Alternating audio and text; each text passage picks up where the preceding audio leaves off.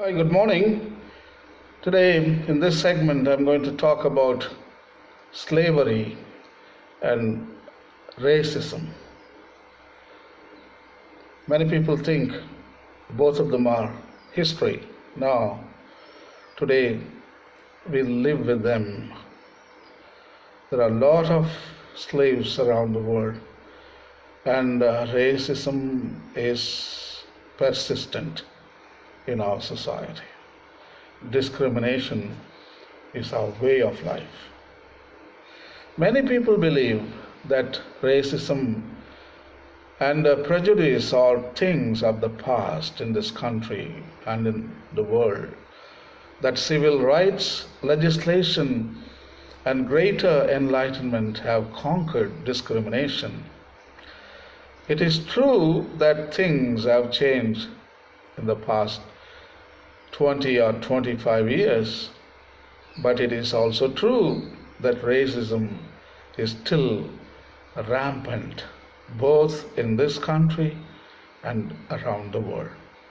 Many of us live with an illusion that all the problems have been solved and that we enjoy racial harmony in this land. But the minority press does carry full coverage of racial injustices, and minority people are deeply aware of the crippling extent of racism in their own lives and elsewhere. It is clear that racism and racial prejudice exist everywhere. No country is spared. It ranges from the black racism of Uganda to the white racism of South Africa and Rhodesia. Racism exists in the Brahmins of Tamil Nadu to the Yadavas of Bihar. Racism festers between Protestants and Catholics in Ireland, between Muslims and Christians in Lebanon, between Arab and Israeli peoples in the Middle East, between French and English speaking Canadians, between the Flemish and the Walloons of Belgium, between Catholic priests and their bishops. How did we get that way? Why do we who think of ourselves as good, kind, decent human beings allow racism to continue among us when it not only destroys the victims but also, if we could only see it, destroys us? The problems of racism have not been solved, and they will never be solved until we can learn to communicate with one another. As in the past, if a minority person tells us truths about ourselves that offend our prejudices, we promptly brand that person arrogant or uppity and try to get rid of him. I believe that only through deeper awareness and understanding can we hope to cure the wounds that racism causes in ourselves as well as in those whom we hurt through our prejudices. When we were still young, perhaps 6 or 7, society, in the kind and gentle voices of our parents, grandparents, aunts and uncles, did a terrible thing to us. We learned to label the minority people as the other. We saw them as other and different and not like us. And always that implied that they were somehow inferior to us. Similar patterns hold true everywhere. In Nazi Germany, the non-Jewish child was brought up to view Jewish people as the other. In Ireland, today the Protestant child is taught to believe that the Catholic child is other. And the Catholic child is taught to see the Protestant child as other. In India, higher caste child is taught to believe that the Dalit child as other. We find the same pattern when we hear people refer to the French as immortal, or to Mexicans as lazy, or to any group as possessing racial characteristics of a degrading nature. And once we believe that a group of people is different, then we can believe that they do not need or deserve the same rights and liberties we always claim for ourselves. Many of us go through life without ever realizing how deeply tainted we are by these prejudices. The patterns of racism are identical regardless of where or when they occur, and regardless of who victimizes whom. Racism always involves an injustice committed by one person or group against another person or group for reasons of race, color, religion, or political ideology. It is fatal in the end because it always works to damage both groups. The more racism succeeds, the more it damages both the racist and his victims. We know quite a lot about racism. We know, for example, that prejudice exists at the irrational level, placed in us as early learned behavior patterns. It is so deeply formed in us that many tend to view prejudice simply as part of human nature, which it is not at all.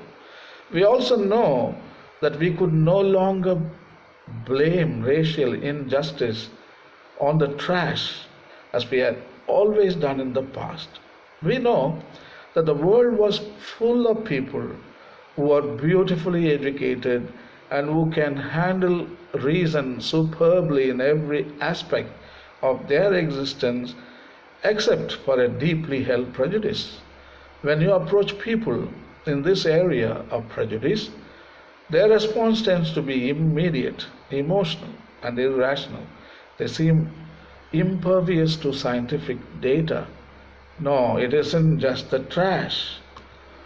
We have people of great distinction who are racist, religious in administration, who hold public office, political leaders, professional leaders, judges, and educators. Unfortunately, we sense these evil forces all around us and expect to live on as if nothing matters. Even more than that, we are well aware of the ugly prejudices people have against these other people.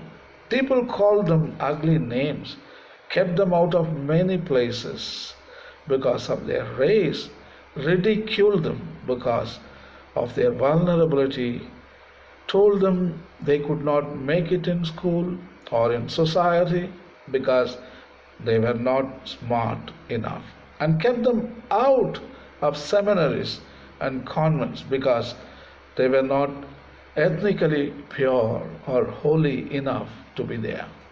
Their own were never present in positions of leadership in their church, schools, or society, as if God Himself did not trust us. Ironically, Jesus called 12 disciples who were of one race and the race of Jesus, and all of them were Jews. We know without any doubt that our own formation, no matter how benevolent, had filled us with prejudices at deep levels that had probably handicapped us for life. We might never see fellow human beings in their true light simply as people. Our prejudices have, in a way, shaped our life around neighbors, and most of the times we come out with the verdict guilty in our interactions between them. And since we cannot admitting guilt We cannot admit our prejudices even to ourselves. Perhaps we must rethink this. There is not necessarily any guilt attached to having the prejudices, since most of us are no more guilty of acquiring our prejudices than we are guilty of acquiring a disfiguring pockmark from some childhood illness.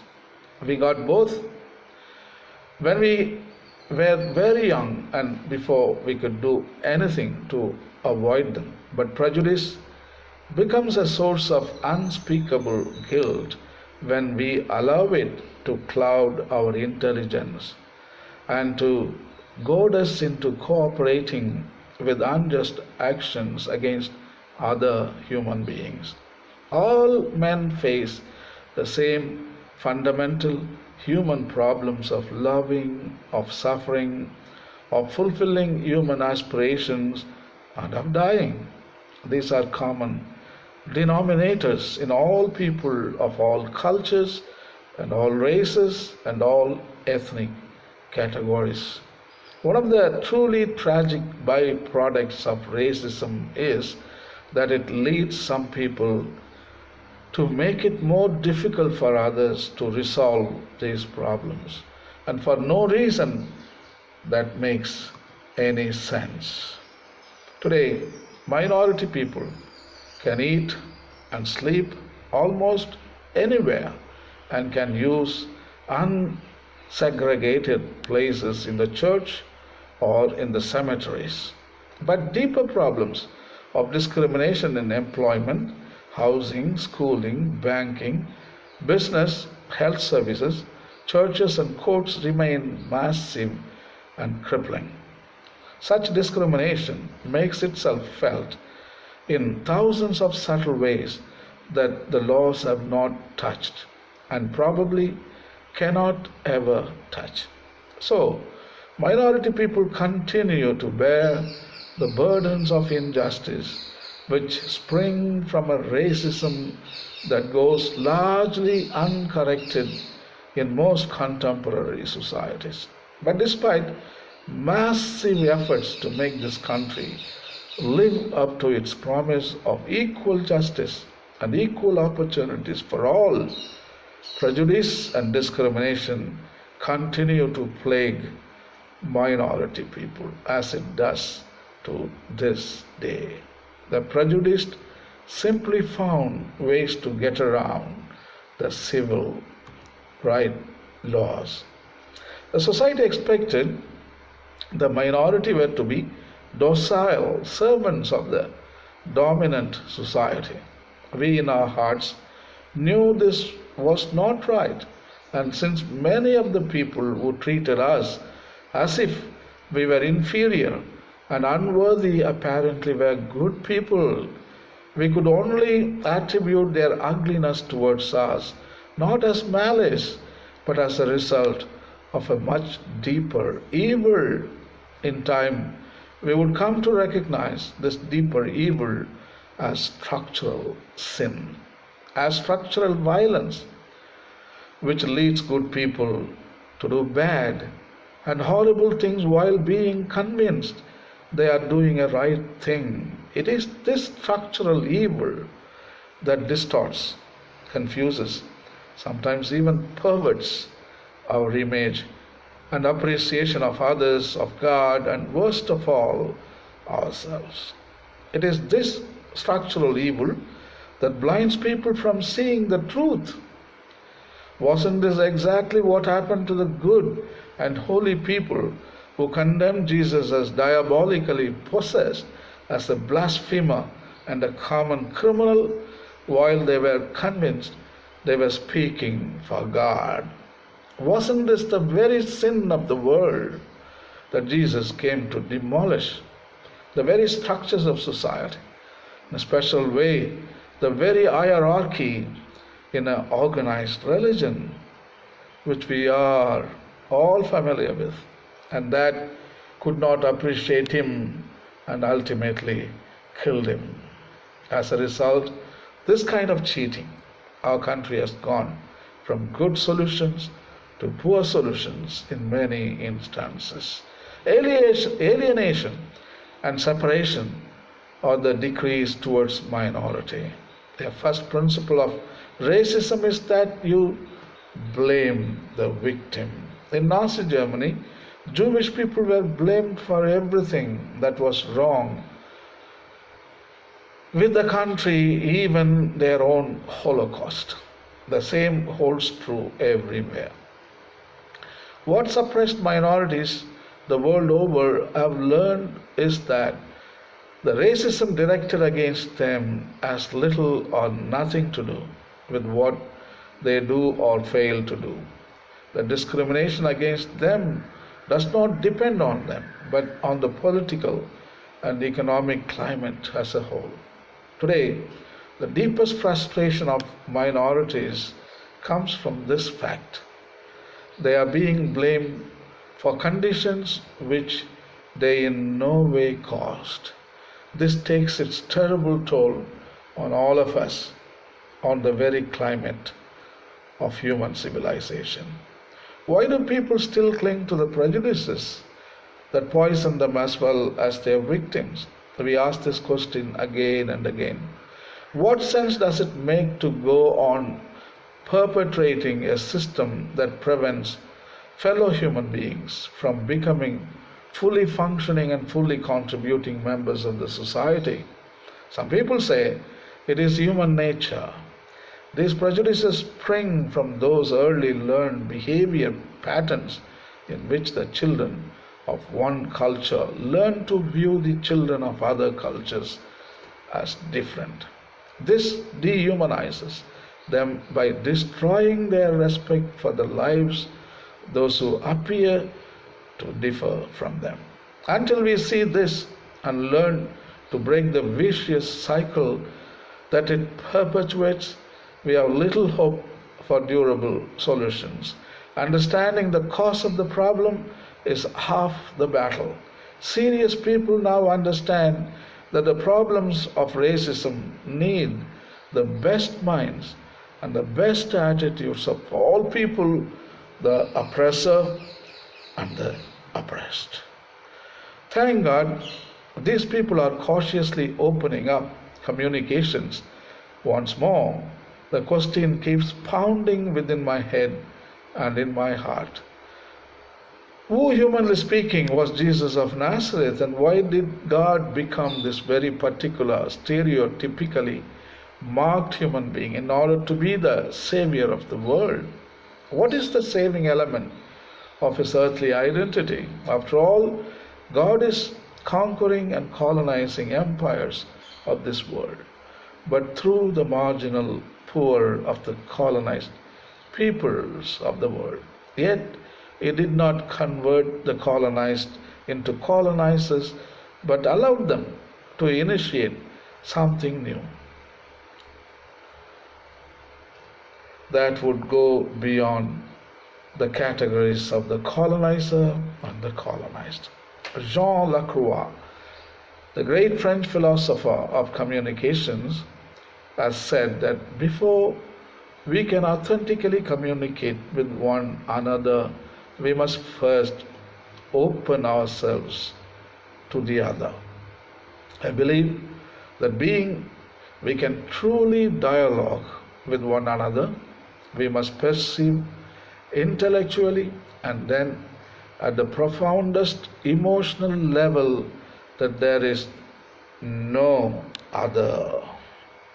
That the other is simply oneself in all the important essentials. In India, an actor turned politician, M.G. Ramachandran, would sing in the silver screen, "There are only two races, man and woman."